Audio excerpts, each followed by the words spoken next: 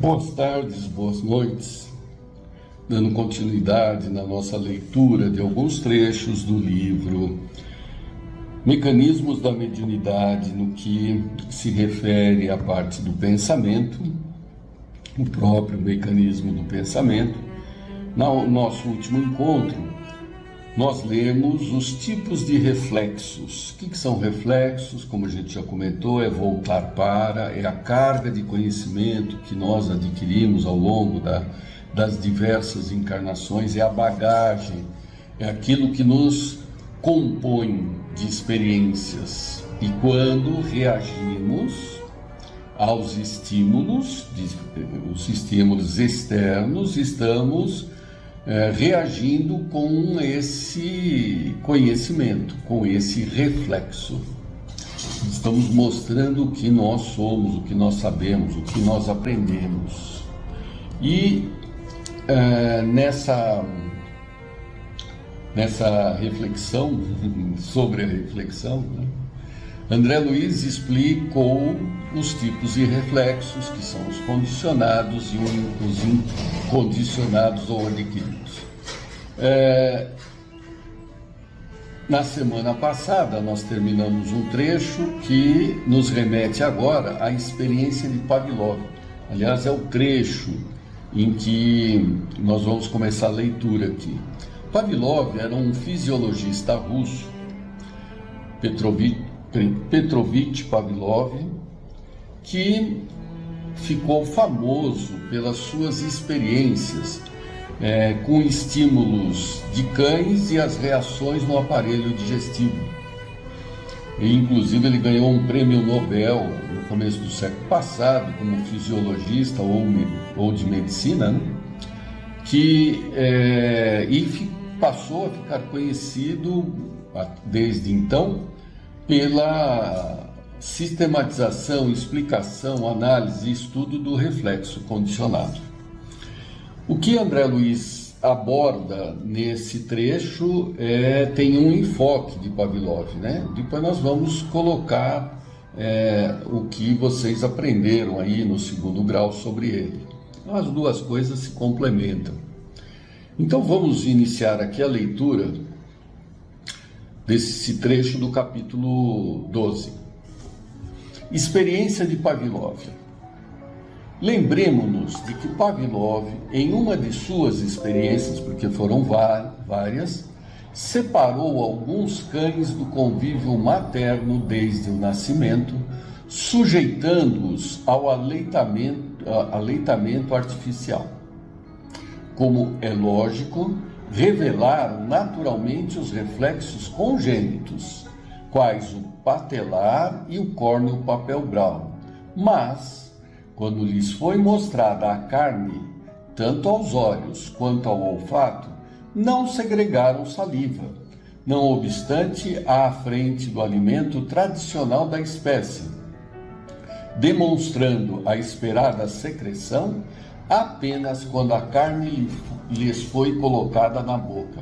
Nossa, vocês perceberam aí, nós trazemos dentro de nós, aí no senso comum, não dentro de nós, trazemos no senso comum, que os animais, ele gosta de carne já desde que nasce. Não é bem assim, né? Aqui ele demonstra que o animal, apresentando pela visão ou pelo olfato, não faz com que ele identifique aquilo como alimento, por isso que ele não saliva, né? Nesse aspecto. Então ele gostar de carne para o cão passa a ser uma relação de experiência. E ele continua: desde então os animais se habituaram a formar a mencionada secreção sempre que o referido alimento lhe fosse apresentado à vista ou ao olfato. Então, depois que eles tiveram a experiência de morder a carne, aí sim, mostrava a carne, ele sentia o cheiro, aí ele salivava, porque ele já teve então a experiência de mastigar a carne. Continuando, observemos que o estímulo provocou um reflexo condicionado, como que em regime de enxertia sobre o reflexo congênito desencadeado pelo alimento introduzido na boca. Então, resumindo o que André Luiz colocou, mostrou para o animal pela primeira vez, só mostrou e deixou ele cheirar, mas não morder, ele não sabe que aquilo é alimento e, portanto, ele não traz essa carga inata. Porém, depois que foi dada a possibilidade dele experimentar a carne como alimento, sabor e tudo mais, só o fato de mostrar e de deixar cheirar já leva à salivação. A salivação é um ato quando se está mastigando. Ora, se ele só está vendo e sentindo um cheiro, por que ele está salivando? Não faz sentido isso. É esse o reflexo condicionado. É substituir a coisa pelo sinal daquela coisa. Então ele está salivando como se estivesse mastigando, mas na verdade ele só está vendo e sentindo o cheiro. E isso é reflexo condicionado. É quando um sinal associado à coisa substitui a própria coisa. As experiências aí que a gente até aprende traz uma carga de sinal, né, de sonoro também. Então, foram várias as experiências. Então, mostrava, deixava cheirar, tocava um sininho, né, aí dava carne. Então, ele já sabia, toda vez que tocava o sininho, por exemplo, ele sabia que vinha carne. E dava carne para ele. Tocava o sininho, dava carne. Então, ao tocar o sininho, ele já começava a salivar, mesmo que a carne não estivesse presente. E isso é reflexo condicionado, substituição da coisa por um sinal da própria coisa, associado, né? Associado através de um condicionamento. Por isso que é um condicionado, né? Não é alguma coisa que ele já traz. E aí continua André Luiz, reflexos psíquicos. E aí ele vai trazer para nós agora, né? Não na carne. Os princípios de reflexão podem ser aplicados aos reflexos psíquicos. Compreenderemos desse modo que o ato de alimentar-se é um hábito estratificado na personalidade do cão, em processo evolucionista, através de reencarnações múltiplas, e que o ato de preferir carne, mesmo em se tratando de alimento ancestral da espécie a que se entrosa, é um hábito que ele adquire, formando impressões novas sobre um campo de sensações já consolidadas. Então, o gosto pela carne, apesar de todos os seus ascendentes se alimentarem principalmente de carne, não é nada que está incorporado no aprendizado dele, tanto que ele não traz aquilo como carga natural, ele tem que realizar uma experiência, experimentar a carne para, a partir de então, desenvolver o gosto por ela. Não basta simplesmente, se ele não teve o animal não teve nenhuma experiência de alimentação, ele sentiu cheiro, visão, nada disso. Continua André Luiz. Recorremos à imagem simplesmente para salientar que os nossos reflexos psíquicos condicionados se revestem de suma importância em nossas ligações mentais diversas. E esses reflexos são, todos eles, presididos e orientados pela indução. O que é indução? Indução é uma influenciação à distância, né? Não é por contato, é contato ou indução, né? Se teve contato, é um tipo de estímulo. Indução é a distância. Nós temos muitos estímulos à distância, né? Nós pegamos o sinal e agimos, o sinal da coisa, e agimos como se estivéssemos em contato com a coisa. É interessante, né? Vamos lá, continuando. Nos cães de Pavlov, que nos reportamos, a faculdade de comer representa atitude espontânea, como aquisição mental automática. Mas o interesse pela carne a que foram habituados define uma atitude excitante, compelindo-lhes a mente a exteriorizar uma onda característica que age como pensamento fragmentar em torno deles, a reagir neles próprios, notadamente sobre as células gustativas. Do mesmo modo, vários estímulos aparecem nos animais aludidos, segundo o desdobramento das impressões que lhes atingem o acanhado mundo sensório, acentuando-lhes a experiência. Então, o aprendizado, aqui ele está pegando um mecanismo de aprendizado bem simples, através da experiência, né? O empirismo. O empirismo é experimentar, é fogo, né? O empirismo é a experiência com fogo, você experimenta, né? Empiricamente. Então, você não traz aquilo de forma inata, muitas coisas, algumas sim, outras não. E nós estamos sempre trazendo algo e aprendendo algo.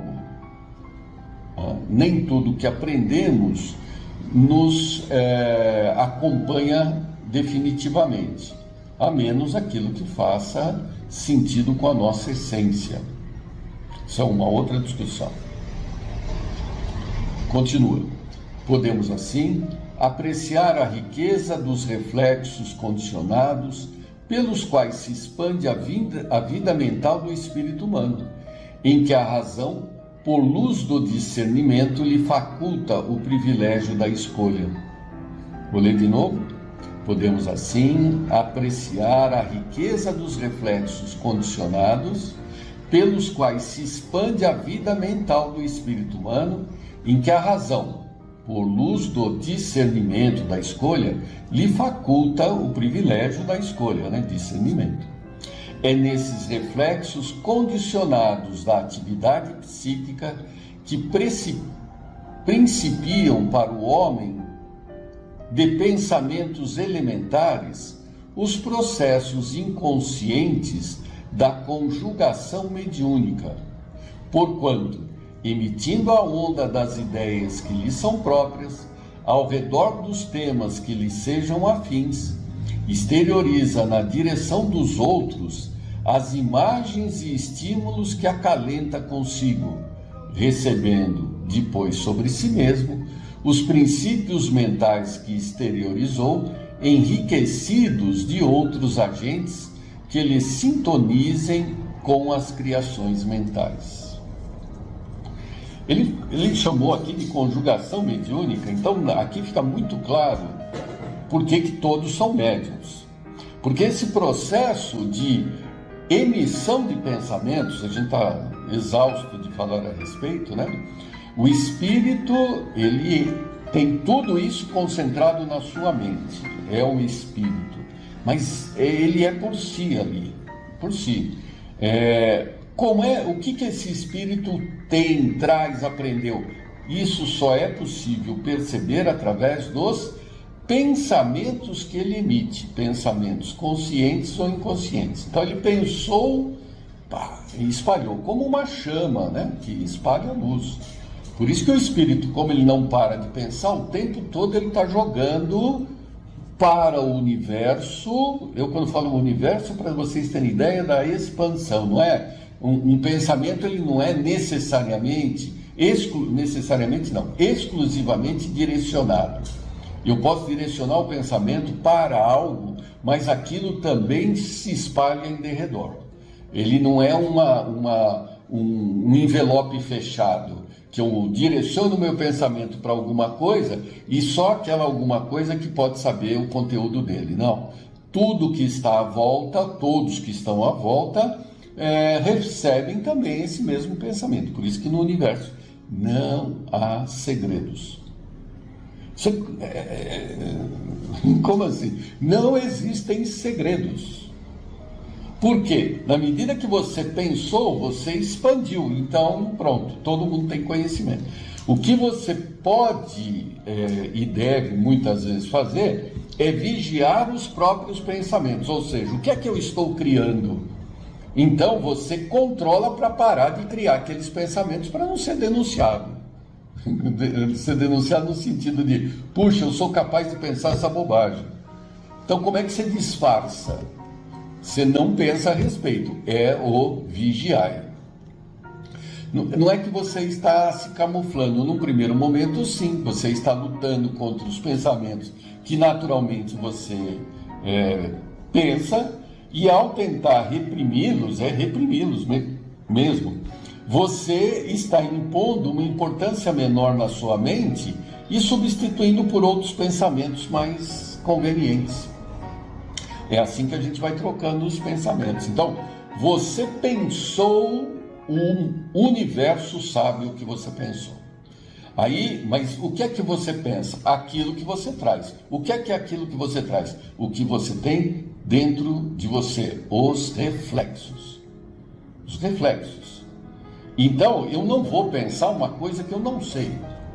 Eu só penso o que eu sei, até onde eu aprendi, até onde eu vivi. Não dá para eu pensar um conhecimento que eu não experimentei, não estudei, não sei.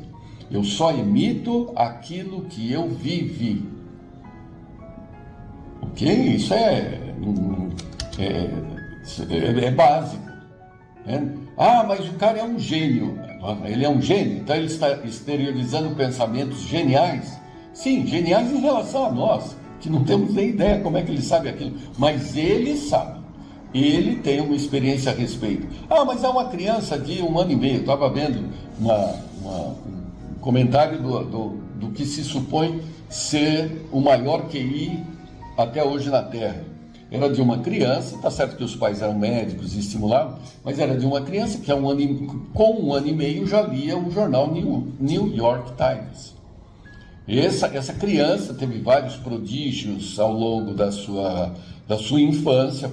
Aos 5 ou 6 anos já falava várias línguas, aos 11 anos tentou entrar em Harvard, não aceitaram porque era criança, mas entrou aos 12. Entrou aos 12 anos. Aos 16 anos já era professor de Harvard. Então, agora, onde é que ele aprendeu tudo isso? Certamente em algum lugar, provavelmente não é na Terra, não foi na Terra, mas é conhecimento dele, é o reflexo, é o que ele traz. É o que ele traz. Leonardo da Vinci, todos esses gênios, o que é um gênio? O gênio ele é o acúmulo das suas experiências, a somatória de suas encarnações, e podendo se lembrar até intuitivamente e com mais facilidade esse conhecimento arregimentado. Esse é o gênio. Por que nós não exteriorizamos o que nós trazemos de reflexo? Exteriorizamos um pouco, não muito. Por quê? Porque esses pensamentos, eles trazem também a carga da época que se viveu, a circunstância que se viveu. Então, ela pode nos levar ao desequilíbrio. O exemplo que a gente sempre fala, o Império Romano na Terra teve, somando tudo, altos e baixos, pode se falar em 900 anos. Forçando um pouco a barra. Bom, mas 900 anos, provavelmente, a probabilidade de que tenhamos vivido no Império Romano é muito grande. 900 anos. Então, a probabilidade da gente saber latim é enorme, porque no Império Romano se falava latim. Também, principalmente. Zé, mas por que eu não lembro latim? Está no meu reflexo, está lá, está dentro de mim. Só que, se eu lembrar a língua na sua raiz, o latim, junto com ela vem todas aquelas circunstâncias de vida, que provavelmente não foi uma encarnação tão bacana, porque se tivesse sido, não estaria aqui. Então, não é conveniente, até eu mesmo bloquearia, essas lembranças.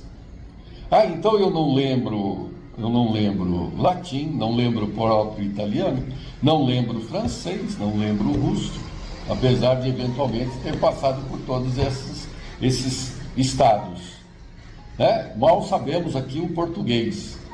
Sim, por quê? Porque tem uma carga de lembranças que acompanha isso. Porém, na medida que a gente vai vencendo essas dificuldades que nós vamos nos redimindo desses erros praticados, vai se facilitando a lembrança dessas situações. Por quê? Porque junto com isso viria a carga dos erros, mas na medida que a gente já se redimiu desses erros, a gente só aproveitaria a parte boa. Puxa, então a gente pode virar gênio? Sim, não é que vira gênio, é que a gente passa a ter acesso mais fácil ao conhecimento que já adquiriu. Isso é para todo mundo, não é para espírita, é para qualquer um. Para qualquer um. Então não basta ter a experiência, o aprendizado, tem que saber o que faz com a experiência e com o aprendizado. Kant, né? Não basta ter o talento, o importante é o que se faz com o talento. Então, num futuro, né, sempre o ser, se fizermos as coisas direitinho e etc, e continuarmos nessa pegada, daqui a alguns séculos, né, poderemos lembrar de algumas coisas de encarnações anteriores, sem aquela carga emocional do erro, e utilizarmos disso para escrevermos até a nossa própria história. Um romance, fatos históricos, porque você viveu, você sabe aquilo, né? Você já está dentro de você isso.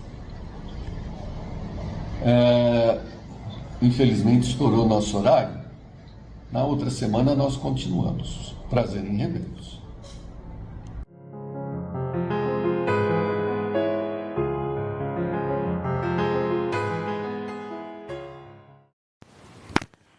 Olá, como vão todos? Espero que todos estejam bem, que todos estejam em paz, que todos estejam com saúde. Nós vamos iniciar mais esta palestra doutrinária com a prece que Jesus nos ensinou.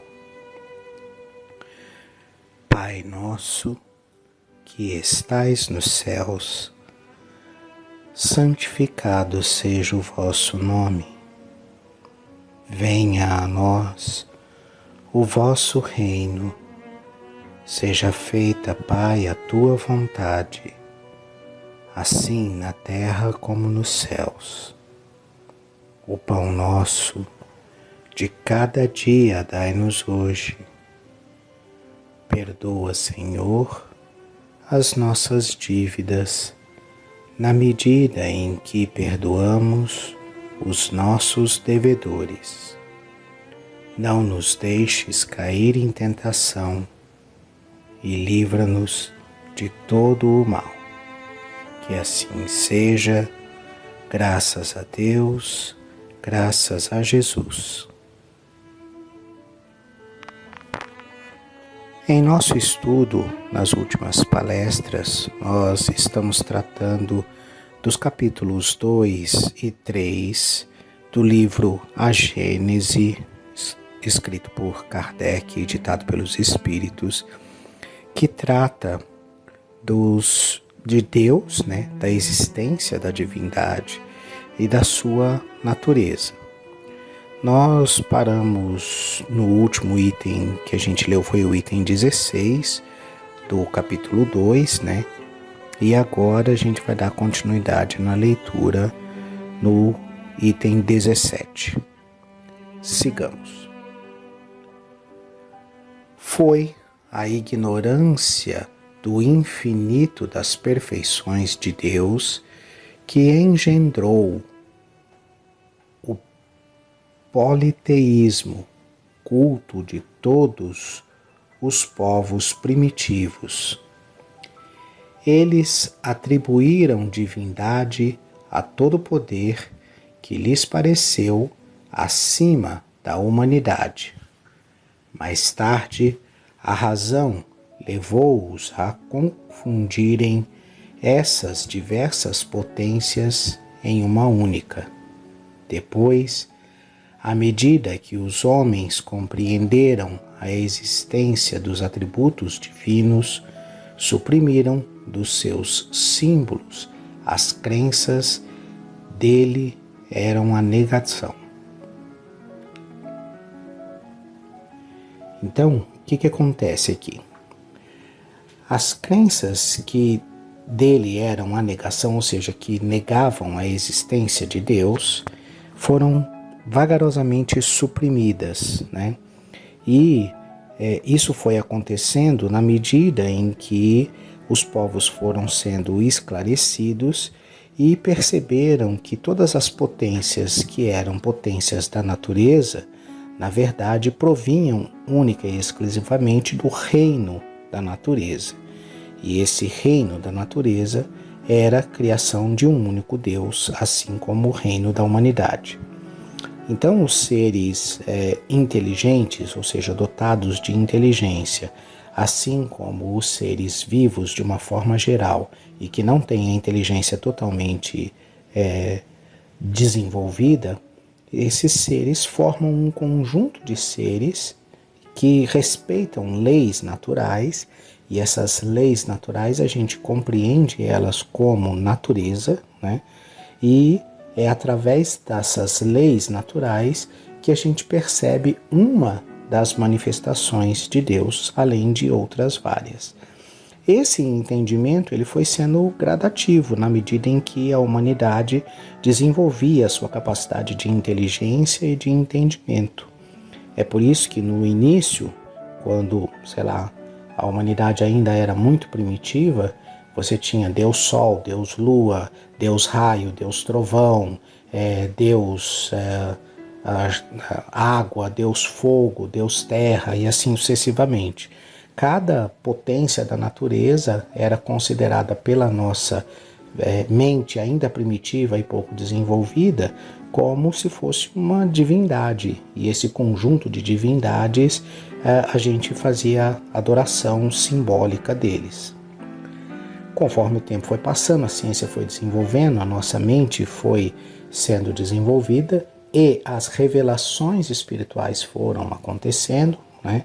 Então a gente não pode esquecer da revelação espiritual feita através de Moisés, que é a revelação do Deus único, do sistema justo e bom relacionado ao amor que foi apresentado a nós pelo Cristo, né? Então amar ao próximo como a si mesmo, que nos traz essa compreensão que nós temos hoje da divindade. E essa evolução, ela não para aqui. O Espiritismo começou um novo esclarecimento aí há 150 anos atrás a respeito da justiça divina, do que é céu, do que é inferno, qual é o nosso destino após a morte, né? Que céu e inferno são estados de espírito e não locais pré-definidos para onde são levadas as pessoas boas ou as pessoas que cometeram erros, que os erros e as penas não são eternas e assim por diante. Então esse entendimento global é o que a gente chama de terceira revelação dada pelo Espiritismo e pela doutrina espírita. Sigamos na leitura. Em resumo, Deus não pode ser Deus senão com a condição de não ser superado em nada por um outro ser, porque então o ser que o superasse no que quer que seja, não fora senão na espessura de um cabelo, seria o verdadeiro Deus. Por isso, é preciso que seja infinito em todas as coisas. Então, se uma só dessas coisas, raios, trovões ou coisa parecida, não fosse obra de um único Deus, essa obra ou essa permissão de um único Deus implicaria, de um outro Deus que não fosse único, implicaria na não existência de um único Deus. E, portanto, fatalmente, na comparação, um desses seres seria superior ao outro, né? Uma dessas entidades, uma dessas potências seria superior uma à outra. E aquela que fosse superior é que, então, seria Deus. Quando a gente faz essa compreensão de tudo que é atributo de Deus é infinito, ou seja, não tem fim, e se não tem fim, não tem limite, e se não tem limite, não tem como superar algo que não tem limite, a gente passa a compreender essa questão do Deus único, que ficou de alguma forma, ao longo dos anos, aí, de certa forma obscura pela nossa dificuldade de entendimento. Desenvolvida a nossa inteligência para compreender essa questão do Deus único, então a gente passa a ter uma melhor ideia de como é a divindade e a ter um melhor conceito na nossa mente sobre as infinitas atribuições ou atributos de Deus, né? Então, quando a gente fala de justiça infinita, uma justiça sem fim, é uma justiça que não pode ser superada. Quando a gente fala de um amor infinito, de um amor sem fim, de um amor sem limite, é de um amor que não pode ser superado por um outro amor mais puro. Então, nesse sentido é que Deus é infinito nos seus atributos. É assim que, estando a existência de Deus constatada pelo fato das suas obras, chega-se pela simples dedução lógica a determinar os atributos que o caracterizam. Sigamos. Deus é, pois, a suprema e soberana inteligência. É único, eterno, imutável, imaterial, todo-poderoso, soberanamente justo e bom, infinito em todas as suas perfeições e não pode ser outra coisa. O que ele quer dizer com esse final? Todo o resto a gente já ouviu, né? A gente já ouviu sobre a soberana inteligência, e eterno, e imutável, e imaterial, e todo-poderoso, e por aí adiante. Mas o que ele quer dizer com e não pode ser outra coisa? Exatamente essa questão do infinito, do sem limites. Porque se você, a partir do momento que você estabelece um limite para todos esses atributos de Deus, que você diz que o amor de Deus vai só até aqui e não ultrapassa esse aqui, você consegue conceber alguém que ame mais do que aquele limite que você estabeleceu. Uma potência, um ser, uma entidade, chame como você quiser, mas que consegue ultrapassar aquele limite que você concebeu. Quando você entende Deus de forma completa e você percebe e compreende que não há limites para essa soberana justiça, para esse soberano amor, para esse ser imutável, ou seja, que ele não muda. Por que ele não muda? Porque como ele é eterno, como ele é infinito em todos os seus atributos, não tem mais o que mudar.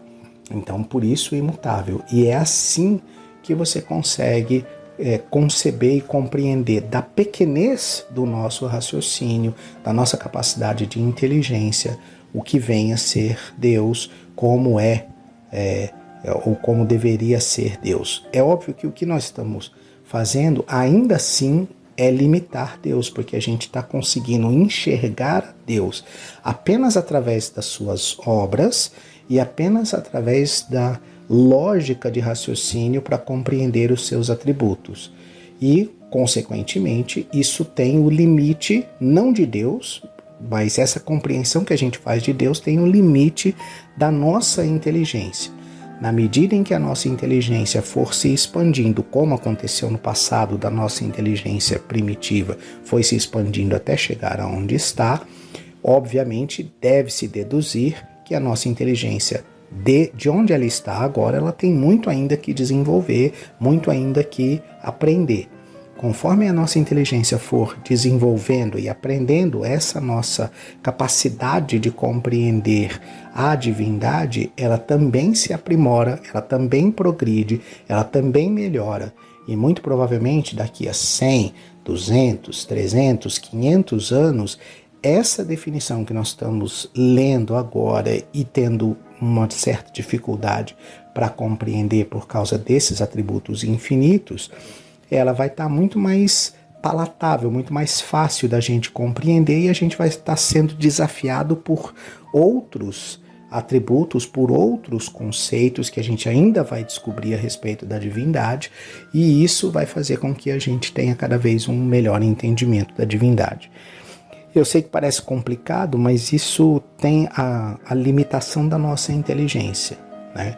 Então, se a gente conseguir compreender que nós ainda não temos essa inteligência plena totalmente desenvolvida e que a gente tem dificuldades para compreender até mesmo assuntos materiais que estão no nosso dia a dia, a gente consegue então ter a humildade e a pequenez de compreender que assuntos que estão completamente fora da nossa alçada, que são assuntos imateriais e que a gente mal e porcamente consegue analisar alguma coisa atualmente, tem muito ainda para ser desenvolvido, tem muito ainda para ser trabalhado, tem muito ainda para ser compreendido, para que a gente possa compreender com melhor clareza a divindade. Sigamos. Então vou reler só o começo do 19 para a gente poder dar sequência na leitura. Ele diz então: Deus é, pois, a suprema e soberana inteligência, é único, eterno, imutável, imaterial, todo-poderoso, soberanamente justo e bom, infinito em todas as suas perfeições e não pode ser outra coisa.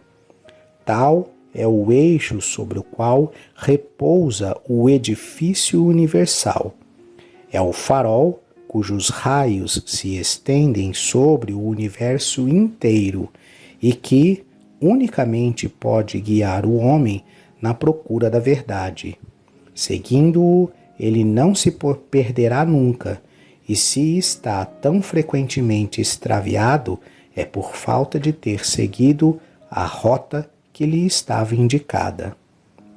Tal é também o critério infalível de todas as doutrinas filosóficas e religiosas. O homem tem, para julgá-las, uma medida rigorosamente exata nos atributos de Deus, e pode-se dizer, com certeza, que toda teoria, todo princípio, todo dogma, toda crença, toda prática que estivesse em contradição com um único dos seus atributos, que tendesse não somente a anulá-los, mas simplesmente enfraquecê-los, não poderia estar com a verdade. Em filosofia, em psicologia, em moral, em religião, não há de verdadeiro senão aquilo que não se desvie um iota das qualidades essenciais da divindade. A verdadeira religião será aquela na qual nenhum artigo de fé esteja em oposição com essas qualidades, na qual todos os dogmas poderão sofrer a prova desse controle sem dele receber nenhum prejuízo. Então, o que fica claro nesse conceito, nessa compreensão de Deus? Quando você vem e busca esse infinito de inteligência que forma uma inteligência soberana, essa superioridade de ser único, né? o ser supremo, o ser único, de ser eterno, imutável, imaterial, todo-poderoso, soberanamente justo e bom. Esse conjunto de atributos, ele faz com que a gente tenha nesses atributos a guia de como as religiões estão lidando, ou como, não muitas vezes nem mesmo a religião, mas as pessoas estão interpretando os escritos das religiões. Então, um Deus que diz lá em Moisés, não matarás, ele não pode ser o mesmo Deus que diz, vamos matar os infiéis nos dias de hoje, né? Então, essa interpretação torpe do que está escrito e se adequando aquilo que está escrito aos interesses de cada um e ao egoísmo e à vaidade de cada um, é que gera tantos conflitos. Mas observa que o que está sendo colocado aqui é que as religiões, as doutrinas, as filosofias, essa questão que a gente pensa totalmente imensurável, né, que é a questão da moral, a questão de psicologia, de como a nossa psique trabalha com essas situações do dia a dia, de relacionamento com as outras pessoas, tudo isso está baseado na divindade, né? Então, por que eu não devo tratar as pessoas com diferença de critério? Porque Deus não trata as pessoas com diferença de critério. Por que eu devo respeitar a todos os seres? Porque Deus respeita todos os seres. Por que eu devo dar oportunidade a todas as pessoas de forma igual? Porque Deus dá oportunidade a todas as pessoas de forma igual. Por que eu devo amar o meu próximo? Porque Deus ama a todas as suas criaturas. Está vendo que a referência está sempre em Deus, e é por isso que o Cristo disse que amar ao próximo como a si mesmo equivale a amar a Deus acima de todas as coisas. Então, é nesse sentido que a gente precisa compreender. E é por isso que as pessoas tentam de todas as formas diminuir a divindade, transformando num Deus vingativo, porque o nosso íntimo ainda quer vingança, transformando num Deus que pune e não que pratica a justiça, porque a gente quer punir, porque a gente quer atacar, transformando num Deus que condena eternamente ao inferno, porque é isso que a gente quer fazer, a gente quer banir para longe de nós as pessoas que a gente não aceita, que a gente não tolera, que a gente não quer por perto, a gente quer banir para longe. Enquanto que Deus não quer a morte do pecador, mas quer a sua redenção, quer que o filho pródigo retorne à casa. Então, fica dando e repetindo oportunidades para que a gente se reequilibre, se reajuste e se reoriente pela justiça divina. Eu paro por aqui, a gente tem bastante coisa ainda para ler e para discutir, e na próxima palestra a gente dá continuidade a esse estudo tão esclarecedor para mim e para vocês. Eu me despeço com a prece que Jesus nos ensinou. Pai nosso, que estais nos céus, santificado seja o vosso nome. Venha a nós o vosso reino. Seja feita, Pai, a tua vontade, assim na terra como nos céus. O pão nosso de cada dia dai-nos hoje. Perdoa, Senhor, as nossas dívidas, na medida em que perdoamos os nossos devedores. Não nos deixes cair em tentação e livra-nos de todo o mal. Que assim seja. Uma boa semana a todos. Fiquem em paz.